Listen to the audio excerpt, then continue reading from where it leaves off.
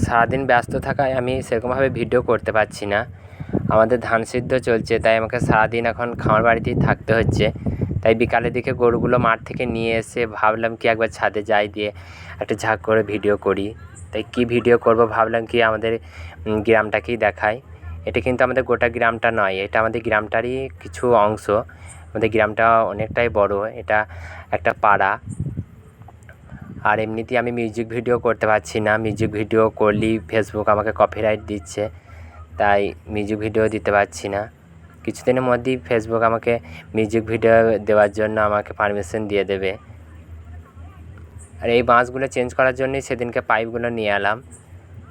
এই বাঁশগুলো চেঞ্জ করা এখন অবধি হয়নি, আমি এখন সময় পাইনি।